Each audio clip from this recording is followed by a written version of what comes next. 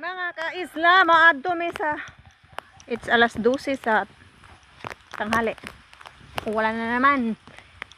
Papaulan tayo. Punta tayo kina Franz Rhythm. Kasi ilang araw na ako dito. Takot ako sa ulan. Eh wala tayong magagawa.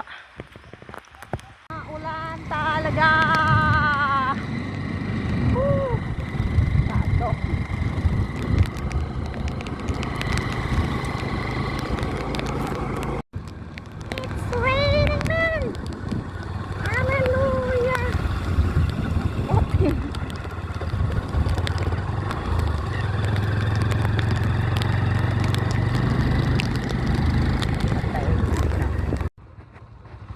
Ito na yung papasok in na Franz Rhythm. Kawawa yung mga puno ng nyog at mga kung ano-ano pa.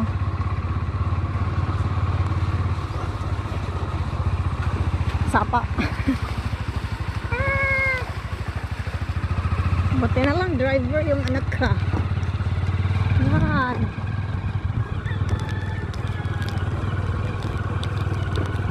Buti na nandun sila ngayon.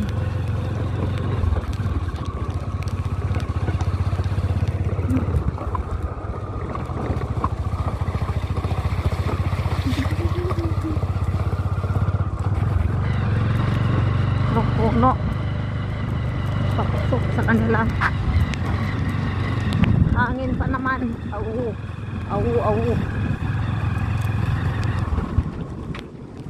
Awit na.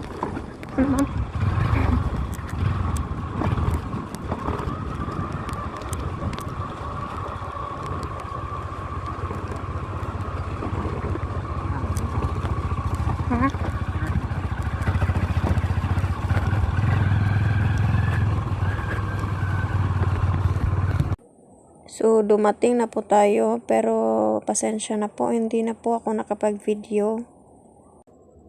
Wala na sa isip ko yung pag-video nung pagdating eh.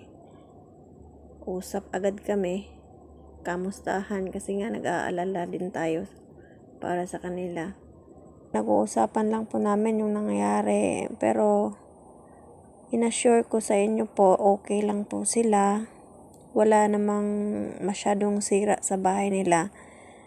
So, yung usual na pinasok din ng tubig kasi ang lakas ng hangin tsaka ulan. Tapos po, wala rin naman nasaktan po sa awa ng Diyos.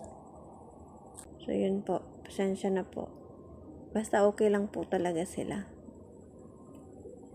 Sana nandyan pa rin kayo. Iintayin yung pagbabalik nila. Papaabot lang po ng Franz Rhythm sa mga fans nila na okay lang sila. Namimiss na din nilang mag-upload, kaya lang wala talaga pong kuryente tsaka signal po. Papasalamat din sila sa lahat ng nag-aalala at nagdadasal. So, yun po. Abangan nyo na lang po. May mga videos din naman po ako. Sisikapin ko pong makapag-upload para naman po makita nyo sila. Sa ngayon po kasi hirap din ang signal. Nandito na po ako ng Cebu. So, sisikapin ko po para lang ma-update din po kayo. Salamat po. God bless you po all.